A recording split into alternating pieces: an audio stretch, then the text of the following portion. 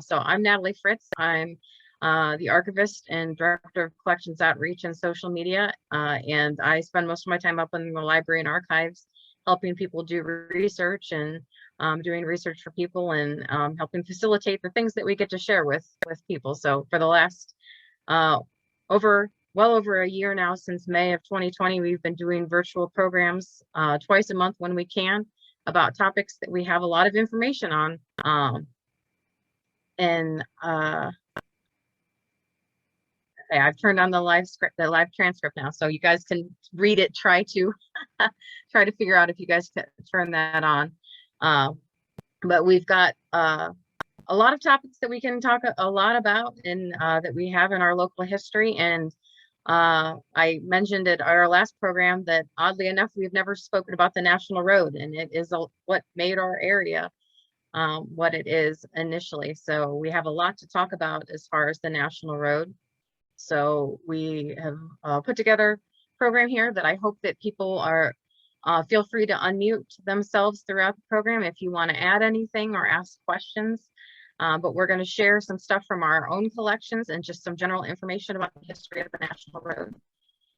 This program is being recorded, as we do with all of our other programs, and it will be available after this on our Facebook page and on our YouTube, and that will also be transcribed automatically later. So if you want to jump in at any time, you can unmute yourself. If you're on a computer, it should be at the bottom of your screen, and if you're on a phone, it's somewhere towards the bottom as well. You can turn your video off and on if you like, but I'll be sharing my screen for the majority of this.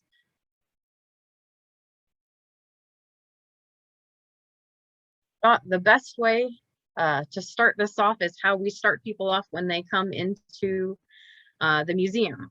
Everybody that comes through the galleries at the Heritage Center starts off at this map, which is a 1780s French trader's map. And it's how we get people to appreciate the wilderness, that people that were coming into the area, what they were coming into. Because we point out to people when they come to this map that you may look around and realize that it is not to scale properly. It does not necessarily show what they would actually see if they compared it to one of today's maps. So it kind of shows people that, people were taking a leap to move out west and into the wilderness, which is what Ohio was at the time. And the Ohio country in general was desirable because it was a connecting link between the Great Lakes and the Ohio River. It had a big web of rivers and streams, and it was full of fresh water, great forest and soil, and people wanted control over those natural resources. So we know that the area started to be settled the late 1700s. Springfield was founded in 1801. So the story of the National Road starts a little bit later. It was part of the efforts of Thomas Jefferson. It was a dream of George Washington to have a national road that would link across the country. But Jefferson helped get it passed in 1806. That Congress passed that the road would be built. It wasn't started until 1811, and it started in Cumberland, Maryland. So it's called the National Road or the Cumberland Road. So we've got a little map up in the corner when you go in the galleries that shows where the road started and as it comes across and hits Springfield. So as we're taking people through the museum, we tell them, you're going into the wilderness. Imagine yourself, going into this new land. And then we take them around the corner where they see our Crable wagon, which again is still before the National Road came to the area, but to kind of put people in that mindset of coming to this unexplored area to settle. So the National Road was the first federally transcontinental highway. And as I said, it originated in Maryland. It didn't make it to Ohio, the Ohio River, until 1818. And it didn't make it to Springfield until 1836. So I'm going to jump ahead. This is where we take people around to show them people coming into the area. The Crables came in 1815, which is still about 15 years before the road would have come in. but we've got one of the mile markers here. But I thought I would jump back to what people coming into Springfield now will see first, the first mention of the National Road. This is a sign that stands out by Snyder Park, and I'll go ahead and read it to you, because a lot of people nowadays you drive by it, you don't actually get to read all of it. Now it sits at the end of the street I live on currently, so I see it more often, but I realized I've never stopped to read it. So it says, the National Road, a short distance west of the Springfield city limits at the top of Sugar Grove Hill, ended the continuous metalled or paved portion of the National Road. The National Road was, outside of the navigable rivers and harbors, the first great internal improvement of the fledgling nation, the United States of America. This road commenced at Cumberland, Maryland, and continued through the mountains to Brownsville, Washington, Pennsylvania, Wheeling, West Virginia, Zanesville, Ohio, Columbus, Ohio, and Springfield, Ohio. The final federal appropriation was made in 1836, and the final federal work on the continuous and contiguous part of the highway was completed west of Springfield in 1838. This road opened a relatively easy route for settlement of the Great Lakes heartland of the United States, and provided in return an outlet for the growing number of farm and manufactured products of this area. That lays the groundwork for how the National Road helped to build the area that people are coming into. And this sign was actually erected by the Clark County Historical Society in 1969. And I had meant to share some pictures in here, but a lot of you may remember in 2003, when Ohio had its bicentennial celebration, there was a wagon train that went along the National Road, and it had ended up at this part of Snyder Park. It had gone through, starting out, going all the way down the National Road, or Route 40. But as this sign mentioned, that federal funding stopped in 1838, and that was because the southernmost statesmen complained that their states would not benefit from this road because it didn't go through any of their states. So just as we have arguments over funding today, they said, we don't want to fund something if it's not directly benefiting us. So it stopped west of town in Sugar Grove Hill area, which is where the Masonic home is today. So this is a map that we, one of the handouts that we give to a lot of school groups when they come through, to show them what states the road went through. So while we know that it stopped for at least a good 10 years in the Springfield area, it did eventually continue on, but not necessarily with federal funding. It continued all the way through to Illinois. But when it was originally mandated, it was supposed to go all the way through the capitals of Ohio, Indiana, and Illinois, with no argument. But this is showing some of the newspaper coverage and call for laborers here, and that showed up in our local newspapers. So this is 1836 when it's first coming to the area. This is from the Springfield Republic. It says National Road. Required on the National Road in Ohio between the city of Columbus and the town of Springfield, 100 laborers. The wages of good hands will be 90 cents per day. Payments to be made monthly. It was from August 26, 1836. And then we follow up with a couple of years later, after funding had stopped and the road had stopped. We've got some politically leaning articles for pushing for Henry Clay. It said that Henry Clay projected the National Road. William Henry Harrison and Daniel Webster aided its completion by their votes. Martin Van Buren and Leewood Woodbury opposed and voted against the work. The road is for the first time left without an appropriation, while a Van Buren governor and legislature are in power in Ohio during the first term of Mr. Van Buren, and by decision of a Van Buren Congress. This one down here says from September of 1839, says, who was the founder of the National Road? Henry Clay. Who was its uniform and uncompromising opponent? Martin Van Buren. Are you sure of that? Yes. In the Senate of the United States from 1825 to 1828, he repeatedly repeatedly and uniformly voted to stop the work. Had his votes prevailed, what would have been the result? The National Road would never have reached the capital of Ohio. It would never have bridged the swamp that separated Springfield from Columbus, and it would never have beautified and enriched Clark and its county seat. So this is saying, don't support Martin Van Buren, who made it into office, because he was opposing the road. So at this time, when it was stopped, or even before this time, and this is something I had a little bit of a question about, we can go back to this, but this was a map that, if John Bartley's on this call, he was kind enough to bring in a copy of this survey showing the National Road from 1835, but it also shows what became known as the counterfeit pike. So while the legislation had originally authorized the construction of the National Road to go on a strict east-west route through the capitals of Ohio, Indiana, and Illinois, local towns that were going to be skipped had booster advocates that would argue for trying to get the road to go through their town instead. And you had this all along the route of the road, but in Dayton and Eaton, they helped to stop the construction and advocated that there be a diversion that went south before going back to the road in Richmond, Indiana. And I didn't realize this until I was doing the research, that is why we have Route 4, the counterfeit pike that takes you off of 40 and along Route 4 to Dayton was the counterfeit pike. And, we tell stories. I had never quite made the connection that was the Route 4 that I take to Dayton all the time.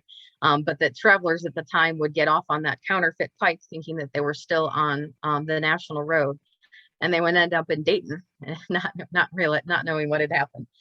So that Dayton cutoff was a copycat turnpike that kind of tricked a lot of people to send them the direction that they wanted them to go.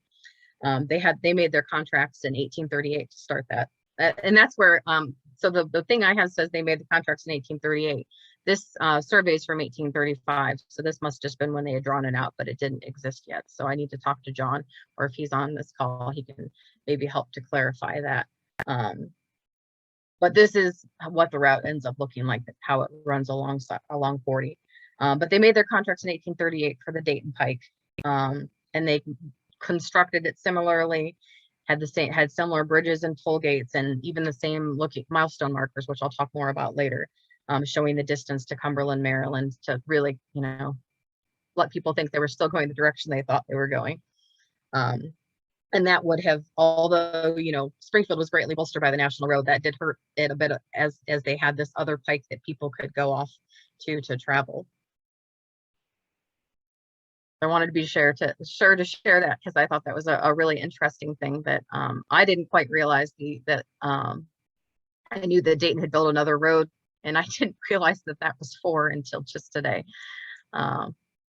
This was a wonderful picture that I ran across in our collections. This is the one that they were able to publish in the Springfield News Sun this last week. Been trying to figure out the exact time frame of this picture, but this is showing looking east into Springfield, and I had sent it to Bill Lackey, who usually takes the now picture for the then and nows, and said, I'm not sure if you have the capability of getting to the location you need to be to get a bird's eye view above Springfield for this picture, but I think you would be looking about from where the Masonic Home Hill is now. So if you can picture yourself standing on the Masonic Home Hill, you can see there was a double barrel covered bridge that was along 40. And then over here, we have the Ohio Edison plant. And this is where I was a little bit confused on the timing of this picture here, because all of the records that I had always heard was that this bridge over here was taken down in early 1826, or I'm sorry, early 1926. And that the plant was constructed, broken ground in much later that year. I had always thought that they didn't coexist, but this picture shows that clearly they coexisted, and that this is a pretty complete looking Ohio Edison plant over here. I wish we had a better close-up of it. Maybe the bridge is being taken down over here and you can't quite tell. but if anybody has any insight, but it's a really neat picture just that shows you a view of Springfield around the 1920s. You can see there's lots of industry. You can see the smoke over here and large factories back in the corner. I can't quite zoom in on this one on the slide, but it shows a really bustling town at that time that would have been entirely different from the view that they would have had almost 100 years earlier as the National Road was coming in. And it's entirely different than the view that we have now when you come into Springfield.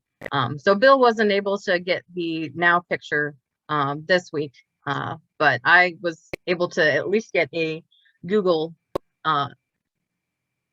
bird's eye view showing the same view up a little bit higher, but you can see there's our 2-lane where the bridge would be. This is where Ohio Edison had stood, and you're looking down the same direction about 100 years later. You can see how much has changed with got 4 and 68 and now a very different looking downtown than it was 100 years ago, but still a lot going on.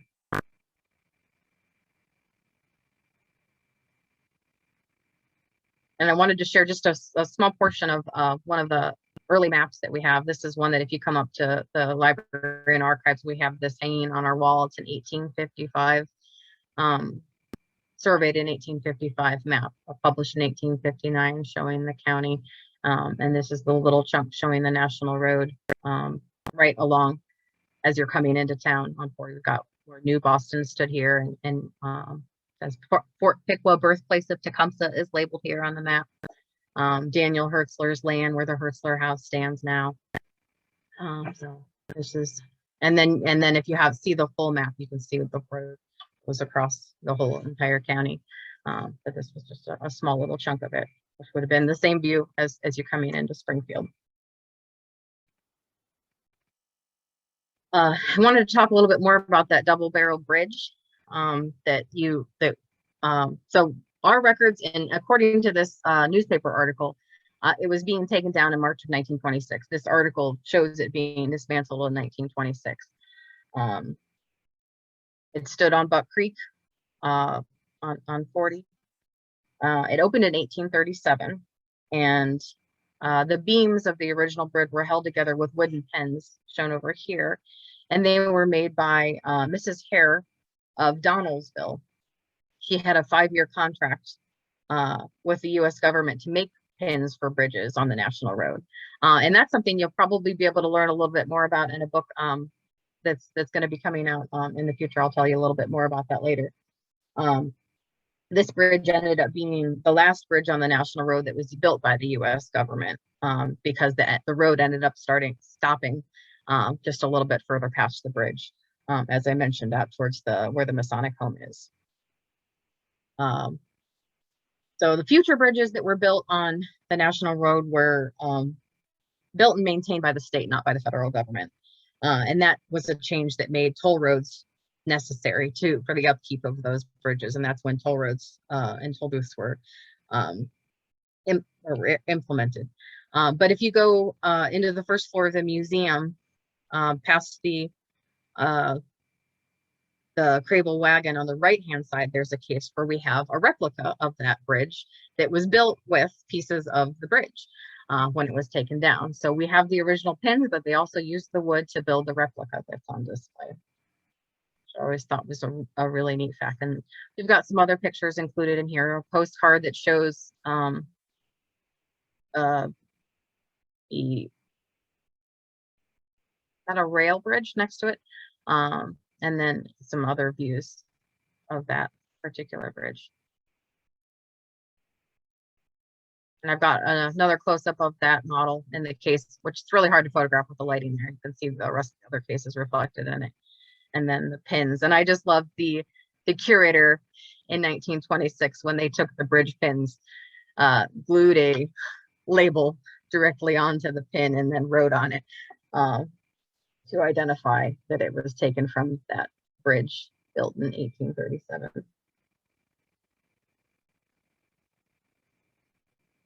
And then this was an article that appeared in the paper showing those two bridges next to each other. And then this was one part of the then and now that we do with the Springfield News Sun, where we send them the then, and Bill Lackey or whatever photographer is that working that week goes and tries to get the now picture to show what area you're standing at. So I thought that was a pretty good line up there, but you can see the gap is much bigger with the 2-lane road than it would have been with the double barrel bridge.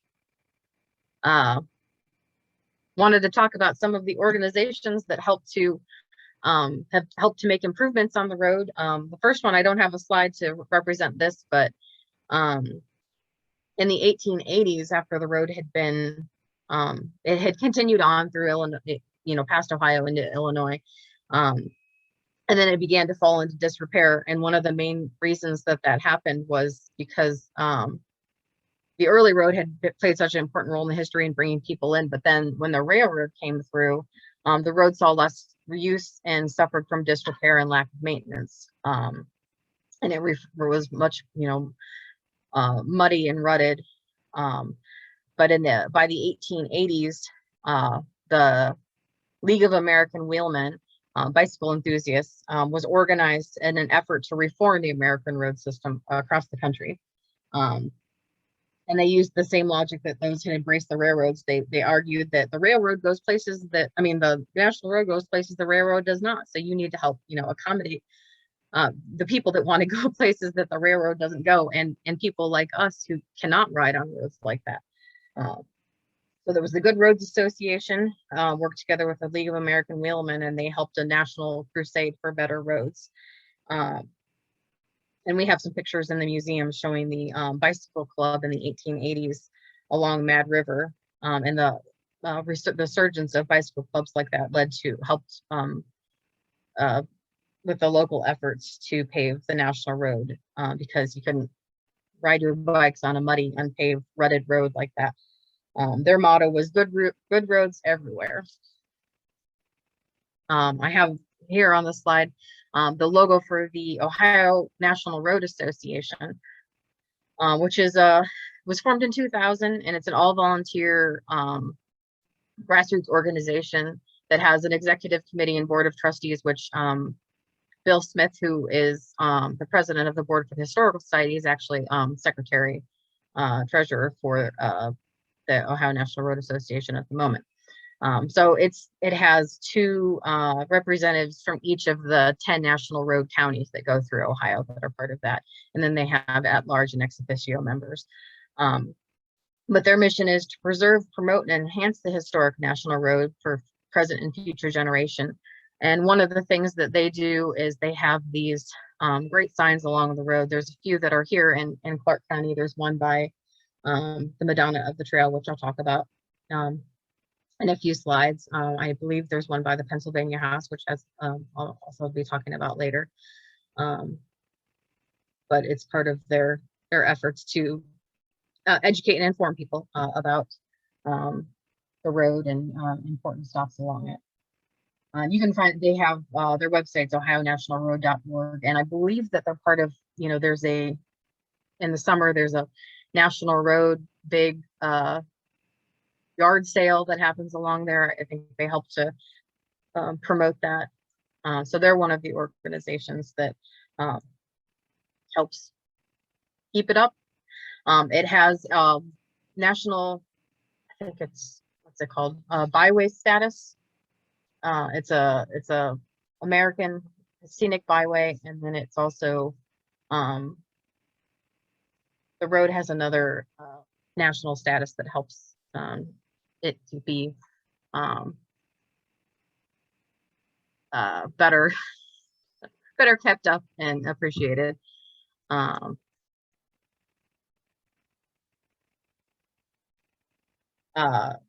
Another group that was part of that effort is the Daughters of the American Revolution, and specifically the Laganda chapter and other DAR chapters were part of an improvement project that was promoting famous old trails. So in the early 1900s, around 1910s, they were promoting the famous old trails and to improve and keep them up. The National Road was one of them. And the DAR was behind the effort to push to honor the spirit and fortitude of those pioneers with monuments along the trails. And that's how we got to the Madonna of the Trail monuments. There was 12 monuments that were erected between 1928 and 1929.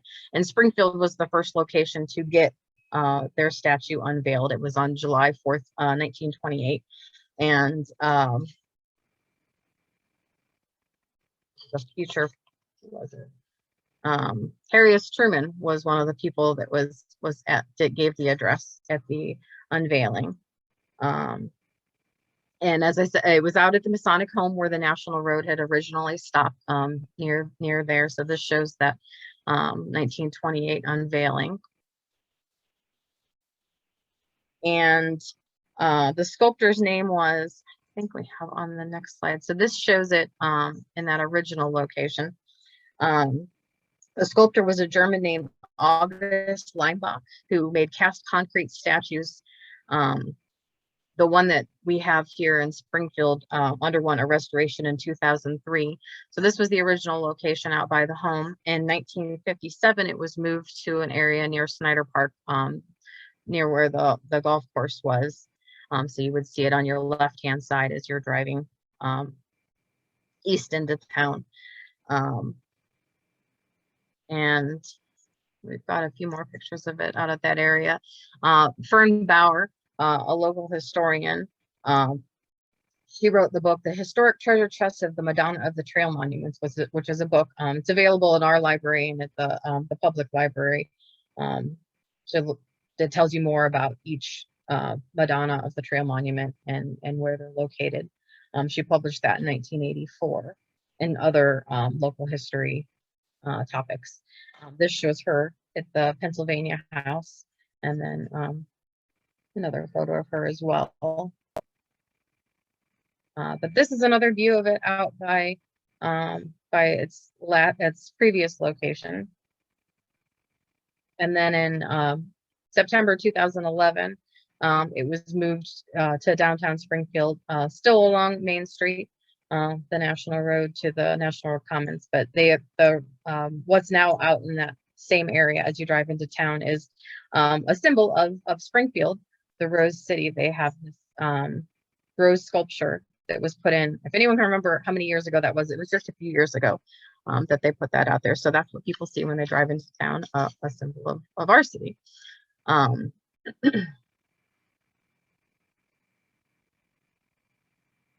But we've got some pictures here. When we heard that they were moving it that day in September, a bunch of us ran over from the Heritage Center to take pictures. So these are the pictures I took as they were moving it in. They took it, had her all wrapped up and caged in, so that they could safely move her. And they had the base in place in her new location, along with her original sign. And they have brought her in with a crane. I think this one, not particularly. Yeah.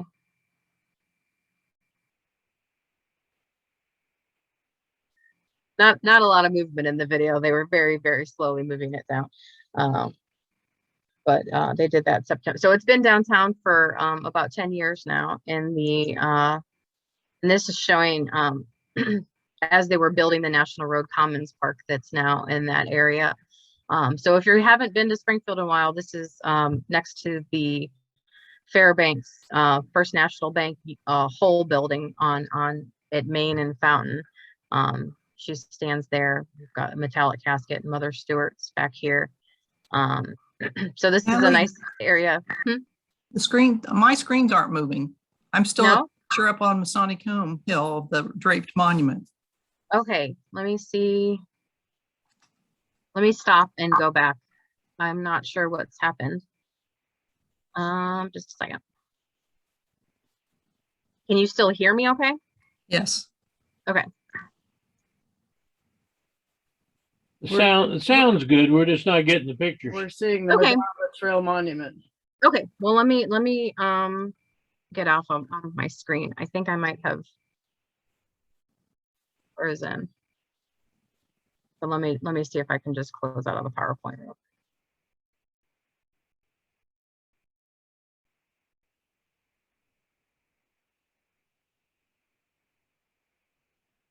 Casey?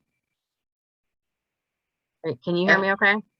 On Yep. your end, you might bring up the slides on the shared in the Zoom folder. It should be the last folder in case I am having an issue here. I'm not sure what happened. My screen looks funny.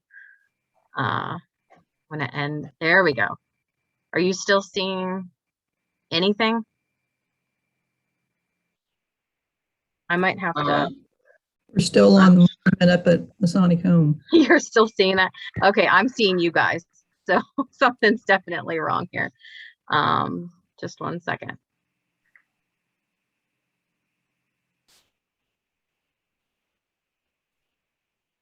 All right, let me go back in.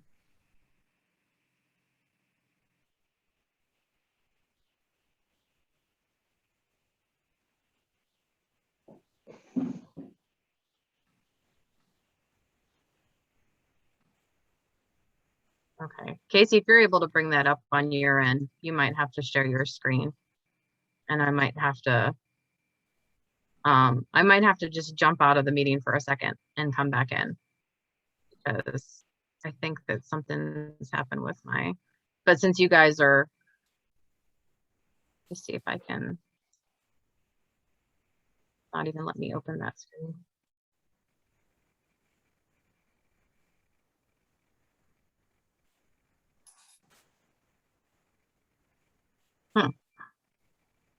Well, this hasn't happened before. Sorry, guys. Just a second. All right, well, I am not going to be able to stay for a whole lot longer. Can Sailor open it? Does she have a copy of it? She doesn't. If you can email it to her real quick. Let me see if I can do that. All right, let me figure out how to get out of this. I might just have to leave the meeting and get back in. So I'll be back, guys. Sorry. I'm still working on getting it open here.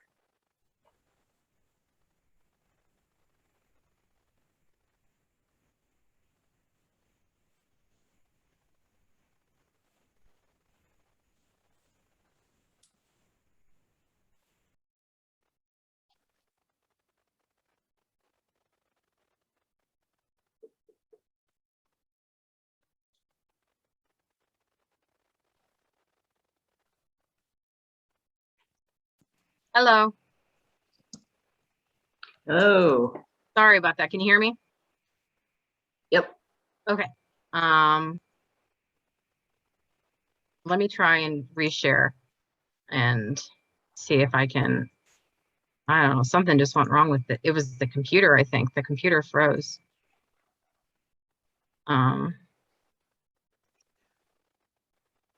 Jump back to where we were at.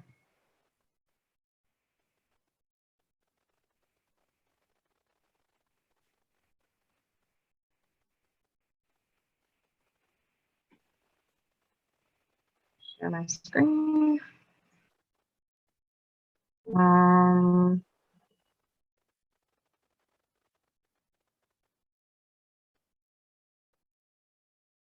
All right, can you guys see this? Are we back to the slide you guys were stuck on? Right. Okay. So you can see the unveiling. Yes. So we've got her still at her There you old go. location. Okay. And then we see when she was moved to over by Snyder Park. This is a postcard that we have. And then we've got Fern Bauer's book, little blue booklet that tells you about all the different Madonna the Trail monuments, a picture of Fern at the Pennsylvania house, and then another picture of her later. A couple more pictures out at the at Snyder Park. And then in 2011, she was moved downtown. And a few years ago, I can't quite remember when they put the rose in, but people have the rose of the Rose City when they come into town now. And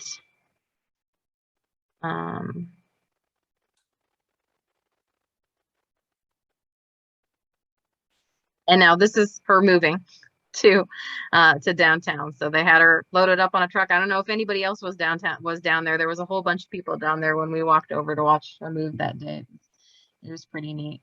And they had a crew that moved her over to the new to her old base in the new spot, and lowered her down from the crane. And then this picture shows they were in the process of building the National Road Commons. Has a nice little kind of pergola area with a fountain back there, and green space here. You can see the picture next to that.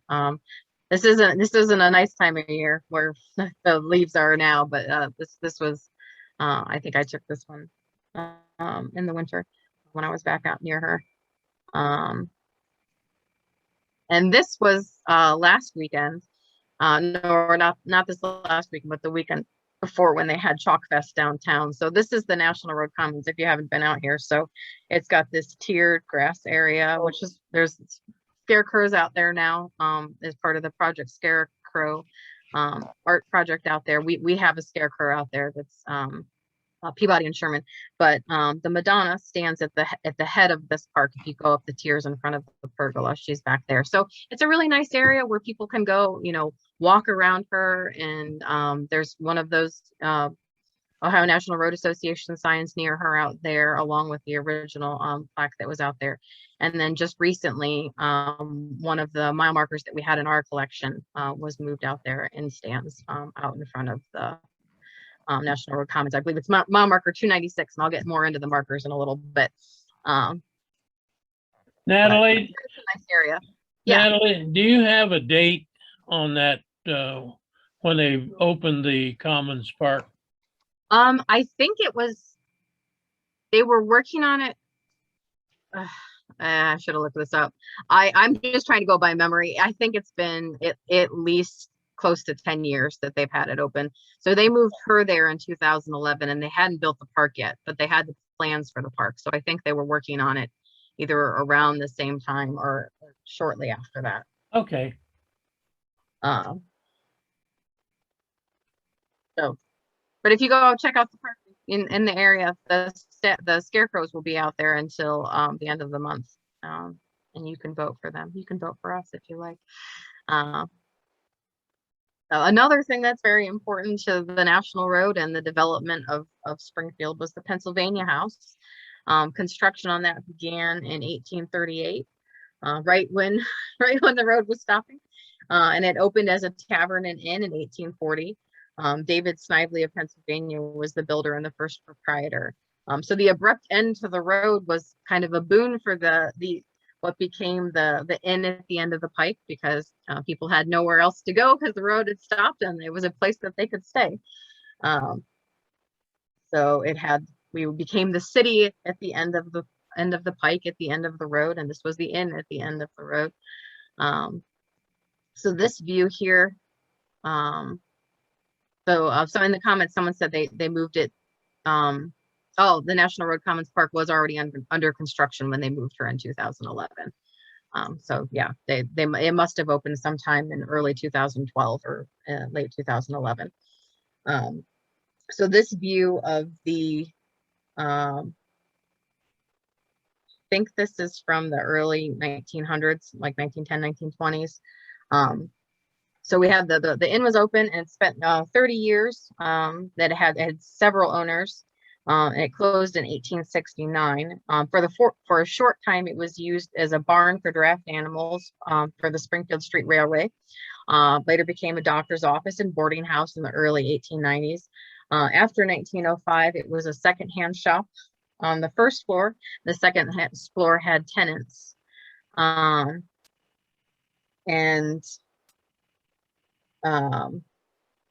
It was unfortunately condemned by the city in 1937 because it had fallen into major disrepair. In 1939, the Laganda chapter of the Daughters of the American Revolution saved it from demolition and restored it to the museum, which they opened in 1941.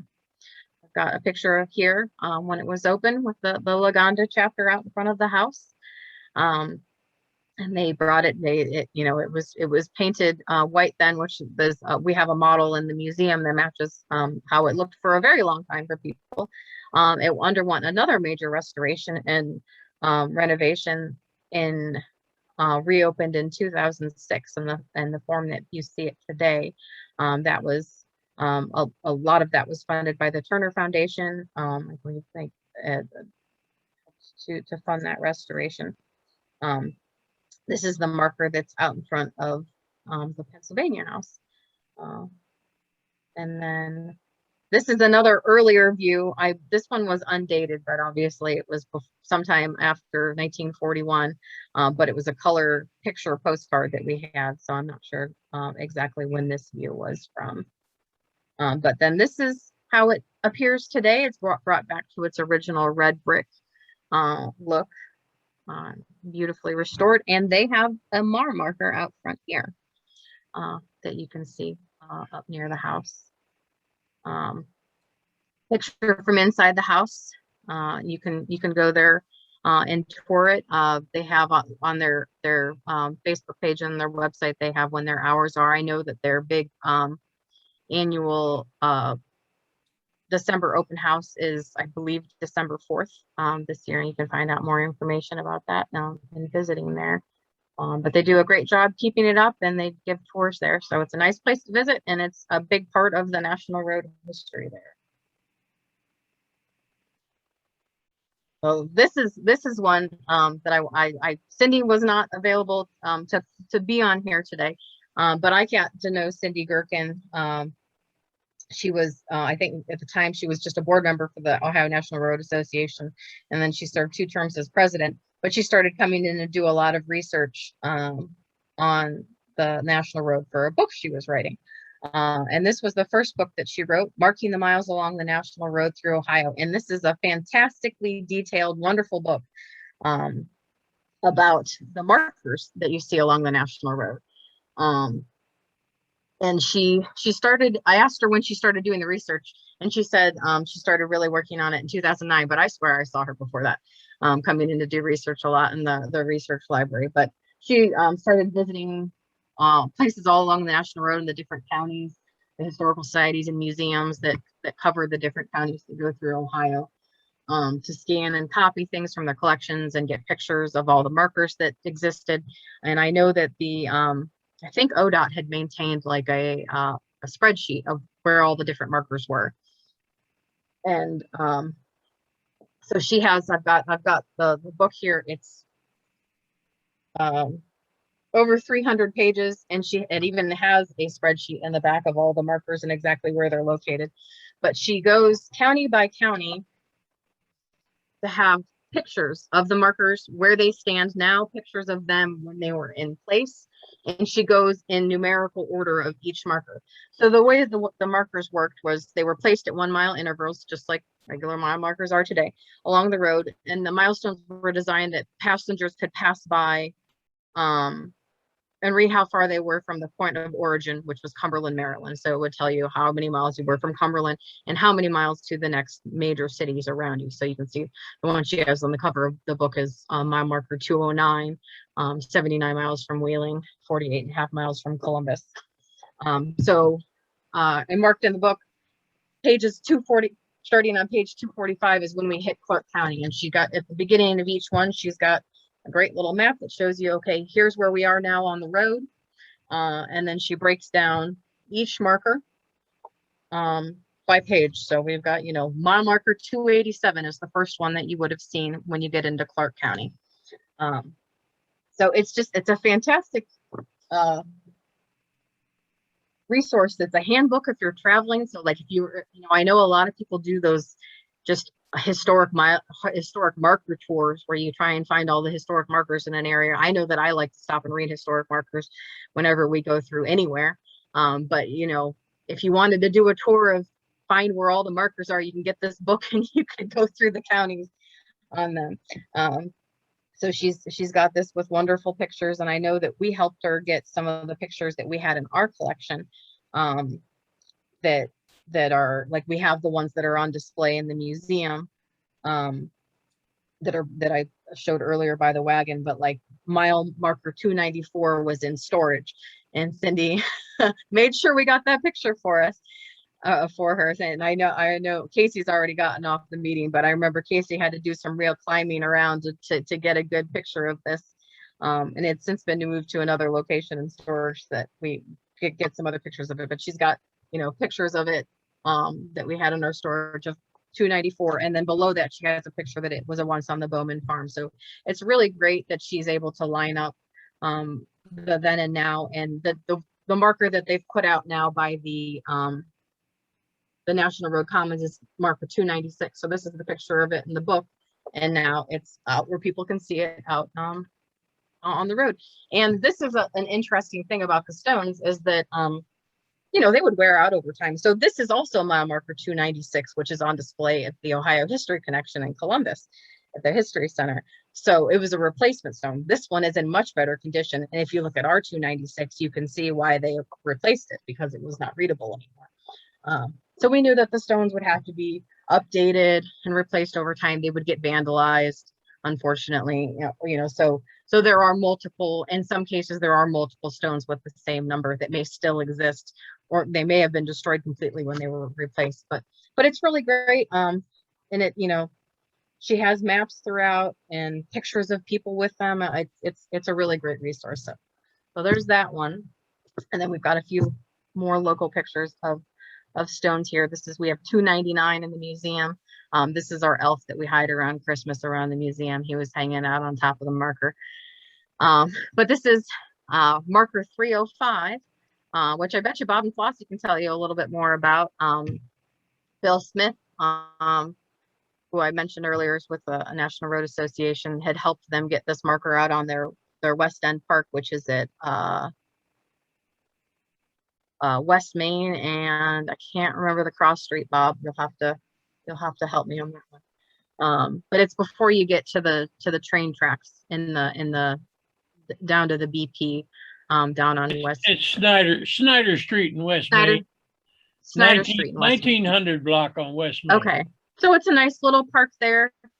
And you guys got this last year in 2020, right? We're able to bring this over to the park. Yes. And that was one that stood, obviously. Well, it was further out in town would have been. The original location was out west on 40, about where King Tree Lane is now. King Tree is a subdivision on the south side of Route 40, and that marker was on the north side, just about across from King Tree Lane. Okay. About 3 miles from where it is now. West. Well, we'll have to tell Cindy that her 305 and 296 both need addendums in her book. Yeah. Now because they've been moved to different locations since she published this. But if you are looking for the book, we used to have some available at the Heritage Center. I don't think that we have any anymore. Here's 305 in its original location on King Tree Lane on the book there.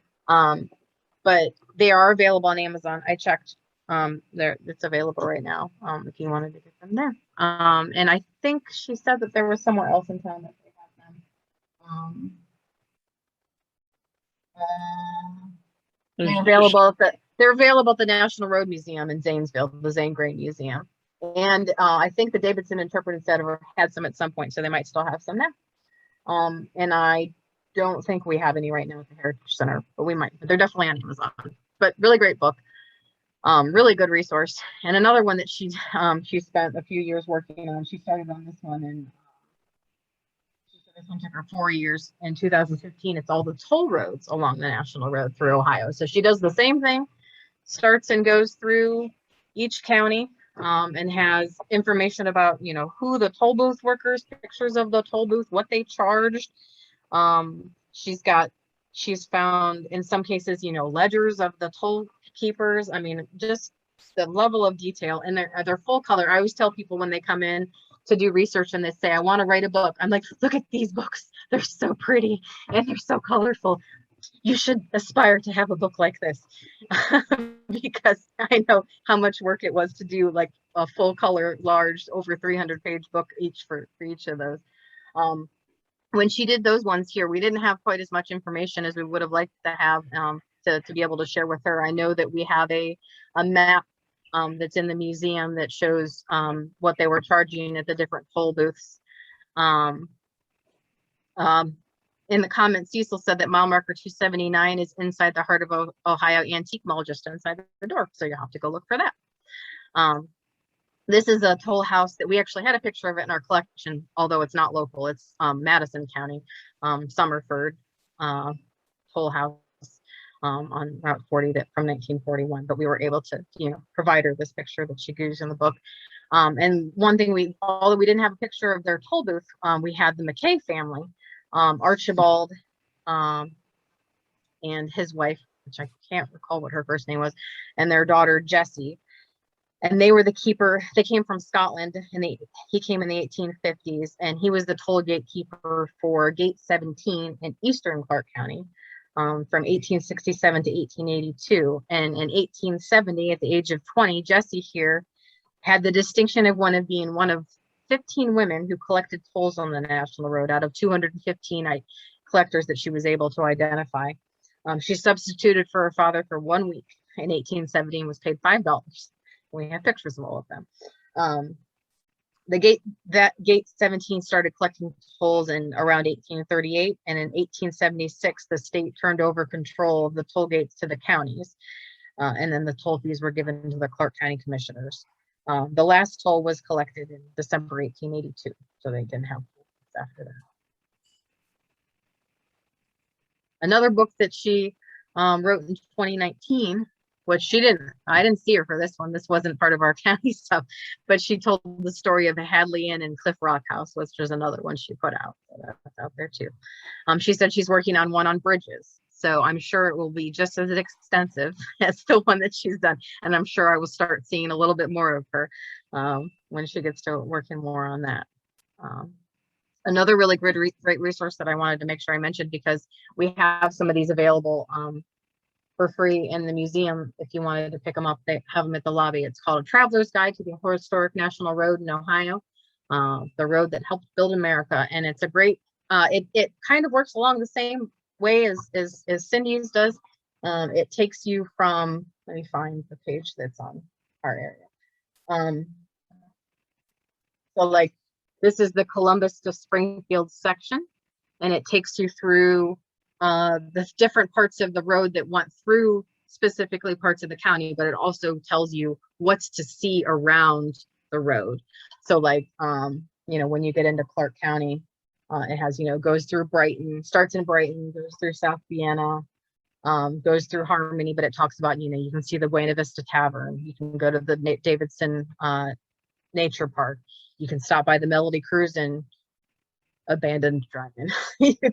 you can come to downtown Springfield. You can go to the Heritage Center. It has all of the different places around the road and tells you how far off the road they are. So this is a great travel guide if you just want to travel the National Road and see everything that there is to see in Ohio.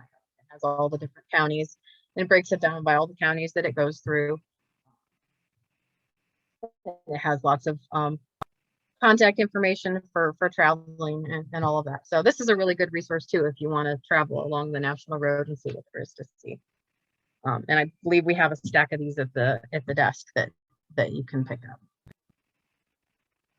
And we've got a bunch of brochures from the National Road Association that also say, if we're out of these books, here's where you can find them, because they're still giving them away. But really great resource. I wanted to just share some pictures that we have along the National Road in different parts of the county. Started out with where it comes into, didn't have any pictures of Brighton. But we started out where it comes into town in South Vienna. So Main Street in South Vienna, which I'm fairly certain is very similar to how it looks today. Harmony here. Got the Harmony Motel on the National Road. A map of Harmony from one of the atlases showing the National Road going through.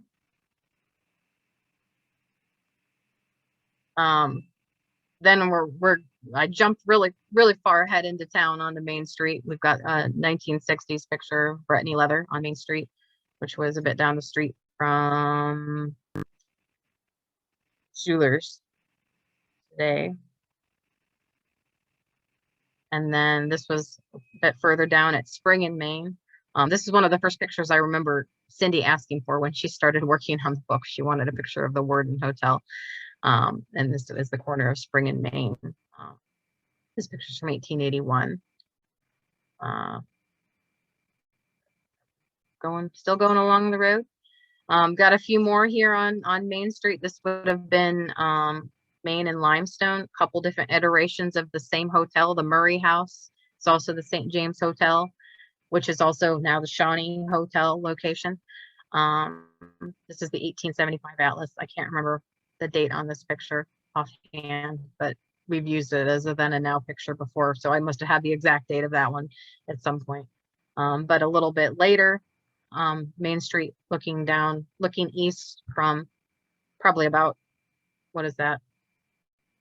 Fisher Street that runs down there, about where the Madonna stands now. So this is the Fairbanks / First National Bank whole building, looking down towards, we got the Bushnell. So this side actually looks pretty similar today. The facade of the corner building is changed here, but it's still the same building. But then when you get to the south side of the street, it's quite a bit different nowadays, between either of the views that you look at. I accidentally docked my people over my click. Okay, there we go. Looking the other direction, looking west down Main Street, we've got, this would have been also from just standing past Limestone. So this would have been Limestone going through here. And that's that same hotel called the Cherry Hotel at that time, looking back towards the Bushnell building. And this was, can't remember the name of the church offhand, but that was the church that was there on before First National Bank, Fairbanks building. And another view just a little bit further down, you can see the Bushnell building down here a bit further. This M&M Bank down, does anyone remember? That's on this side of the street, yeah. Just some neat postcard views that we have of Main Street. This is a view of 40 in 1929 when they had the big flood. I think there was two big floods in 29. This was the January one. There was also one in, although this could be the later one. No, trees. It's probably late. It's probably the earlier one. The later one was in June of 29. So this is showing the road. A whole area flooded over. This is one that John Bartley shared with me today, showing Donnellsville looking west, and he was showing that this is 1907. The road was still, there was no, still dirt road going through Donnellsville. This was 40 National Road there. A couple more views that he shared. Their bridge in Donnellsville had a double barrel covered bridge as well, and this was the eventual replacement iron bridge there. I should have gone and gotten what the bridge looks like today. I forgot to do that, but this was a picture that we have of Donnellsville, showing National Road 1921. Oh, that's the end of it. That's the last. That's the last ones I had. So before I get to the last slide, here's where you can see more stuff that we share on Instagram and Twitter and Facebook. If you wanna donate directly, there's a link of where you can give. But if you want to give stuff as well, we're always happy to take collections or talk to you about what you have. But if you think of something later that came up tonight and you say, oh, I want to correct something or something, you can message through our Facebook page or send a message to our Gmail. We're always happy to add more information to anything that we have. And hey, Natalie, this is Dick. I have a little tidbit here.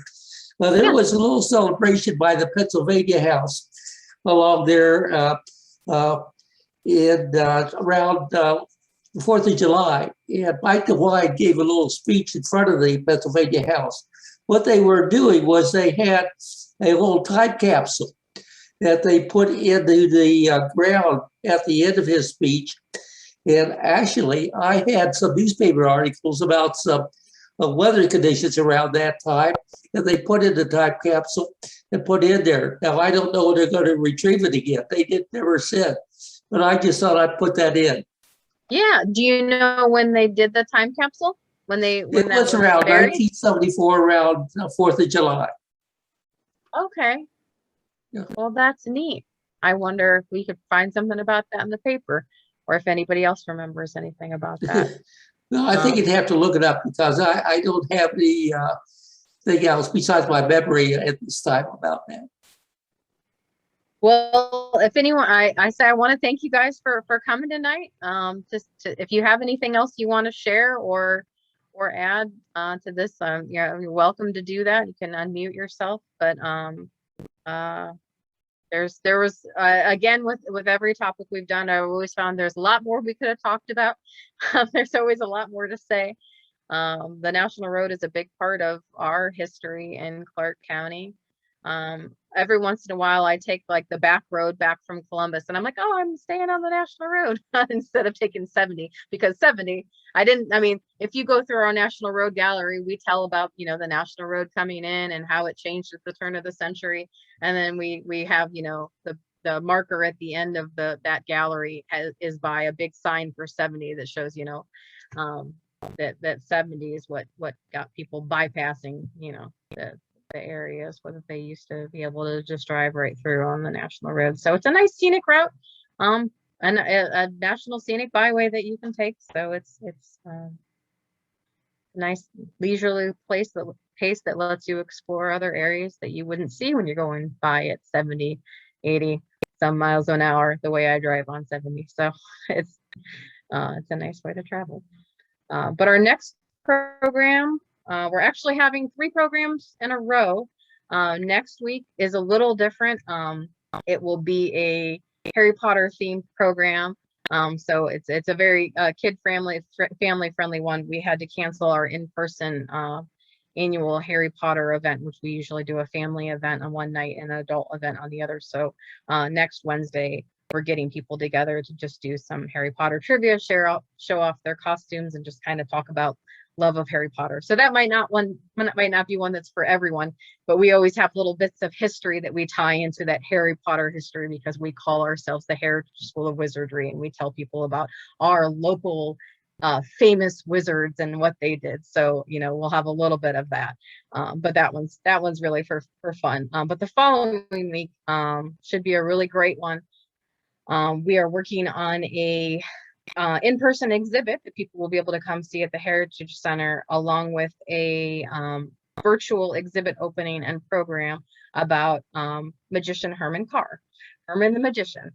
He was also a police officer, and if you've seen in the paper lately, they are working on naming that stretch of West McCrite Herman Carr Way after him. And we've been working with the family. He has an amazing collection of his tricks and magic in all of his clothing and everything that he had over the years. He was a magician since he was a kid, and he passed away in 2019. So we're really excited to work with the family to be able to share a lot of the neat stuff that he had and tell his story as a police officer and one of the founder of Safety City, and his long life as a magician that he was beloved by a lot. So we'll do a virtual program about that will kind of be a virtual exhibit opening. We'll be able to give people a glimpse of what we've put together in the exhibit and get people to come down for that. So that should be a fun one. We hope people can be at that. That'll be on October 27th. And then the exhibit will be open to the public the next day. So thank you guys for coming tonight. And thank you very much. Thanks. Look forward to seeing you at the next thing. Have a great night. Yeah. Good night, everybody. Thank you. Bye. Thank you so much.